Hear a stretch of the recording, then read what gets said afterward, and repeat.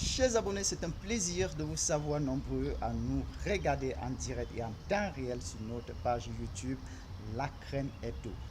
Si vous n'êtes pas encore abonné, ce n'est pas un problème. Je vous invite simplement à cliquer sur la cloche que vous verrez en bas de votre écran ou à appuyer sur j'aime pour ne rater aucune notification de nos nouvelles actualités. Aujourd'hui, nous allons parler d'un sujet sensible que je vous invite à écouter avec beaucoup d'attention. Bienvenue au Cameroun, voici la canne, l'Afrique, une honte du ballon. Au pays des indomptables, l'amour du foot a fait reculer les barrières. L'on se rappelle avec satisfaction, même si les Lions n'ont pas remporté la finale, mais l'on se rappelle quand même avec satisfaction que le Cameroun a organisé avec Maestra du 9 janvier au 6 février 2022 la 33e édition de la Coupe d'Afrique des Nations. Et oui, c'était au pays de Paul Biya. Vous êtes sans ignorer que ce ne fut pas quelque chose de facile pour qu'on en arrive là. Et beaucoup d'eau a coulé sous le pont, mais in fine, la CAN Total Énergie, avec les infrastructures ultramodernes, fut non seulement une belle fête, mais elle a révélé le Cameroun dans toute sa grandeur et toute sa splendeur. Si ceci peut être pris ou considéré comme un point de vue qui engage un individu, il y a d'autres actes, et bien des faits qui parlent d'eux-mêmes. Ce n'est pas le seul fait d'actualité marquant de cette compétition.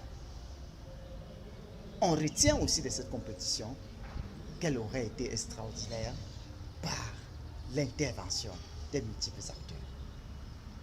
Mais il faut dire qu'au cours de cette compétition, on a vu une montée en force, une prise de position, un duel des influenceurs. Mais au-delà de tout ce qu'on peut dire de cette grande messe de football africain, il faut retenir que le Cameroun en est sorti grandi.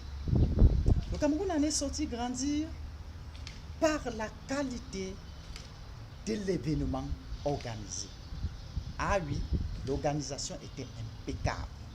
À en croire certains d'ailleurs, des lauriers ont été encranchés. Et oui, quelques mois après l'organisation de cette compétition, le Cameroun a remporté le prix d'or de la catégorie People's Choice Event au Global Eventex Award du côté des États-Unis pour l'organisation avec maestria de cette grande messe de football africain. C'est fort de ce constat que 6 mois après l'organisation de cette compétition, un groupe de jeunes ou une corporation des jeunes patriotes a pensé dire merci à qui de droit, à savoir le président Paul Biya. En effet, le 9 juillet 2022, pendant que les musulmans célébraient la fête de la Tabaski, la corporation de l'association des jeunes patriotes du monde,